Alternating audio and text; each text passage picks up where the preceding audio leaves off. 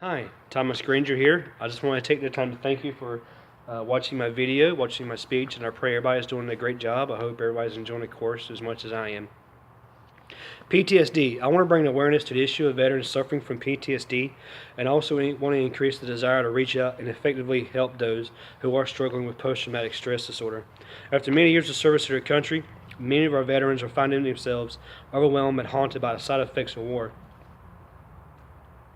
Many of these veterans maybe feel like they're going through a mixed jar of emotions. They may feel trapped and secluded, and it's all caused by regret, guilt, or memories which they cannot escape from their minds. Friends and loved ones who have or are serving need encouragement from fellow peers and loved ones to prevent separation issues and depression.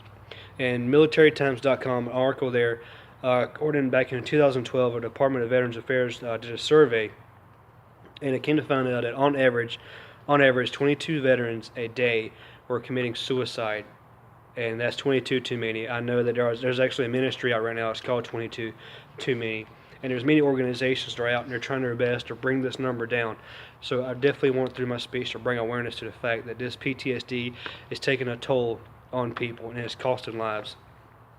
The father, the mother, the wife, or the husband returning from a combat zone is in great need of care, patience, and guidance through their family and by their loved ones, from their family and by their loved ones.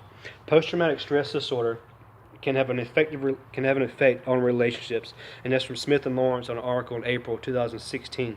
It can be difficult to understand their behavior, as they may seem distant or on a constant sense of alertness.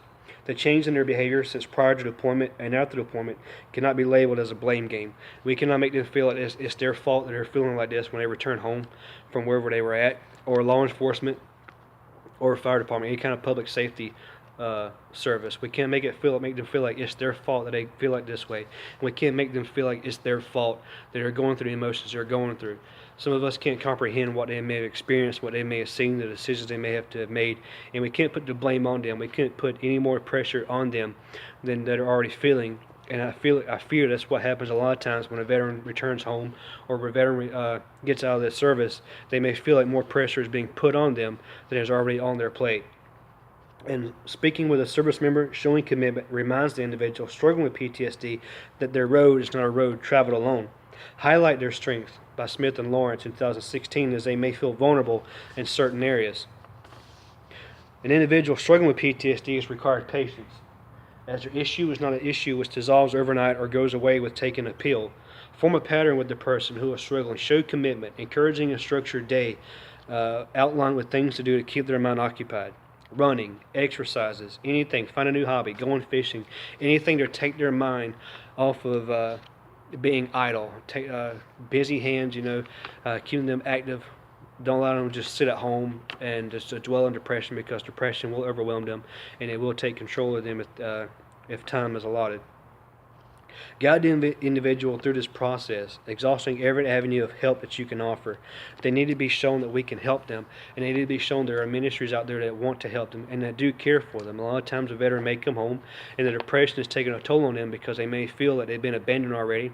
They may be trying to transition back into the civilian life, and they may be trying to transition back into being here in America and simply driving on the street because of some occurrences that may have happened overseas. Even if they see a bag of trash, I know it happened to me where I came back from Afghanistan in 2009, and just simply driving on the road, I'd see bags of trash, and they would be triggers for me, because over there, trash, a lot of things can be used as improvised explosive devices.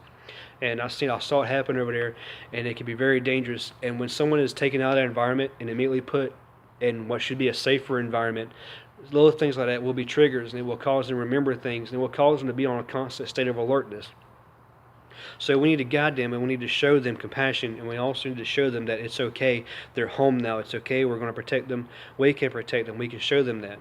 So stay positive about their future, and it will give them hope for their future as well, says Smith and Lawrence. Many individuals suffering from PTSD feel hopelessness, as if their life is out of sort and they cannot adapt back into their new environments.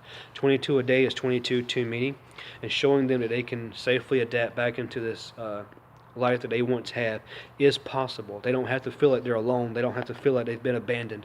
They have us. They have their friends. They have their family members. They have churches they can go to, of course. They have ministries that they can reach out to, and there's meeting groups that they can reach out to. And we need to show them these. We can't just allow someone to come back and then just automatically assume that they're okay. I know it's exciting when your friends and your loved ones come back and you want to have a great time with them and you want to celebrate with them. But we also need to be very much aware that they just went through a very difficult time, no matter if it was 8 months, whether it was a year, maybe they were there for 3 months. They just went through a difficult time, and they were exposed to an environment that many of us have not been exposed to. So there may be emotions that's been bottled up inside of them. They may not have been revealed yet, but they will in time, and we need to be there ready to assist and take care of the situation when it arises. Be there when they get back, and also be there as they're back. I want to thank you for taking the time to listen to my speech. I hope it was well done, and I really do encourage any feedback that anybody can give me. Thank you, and God bless.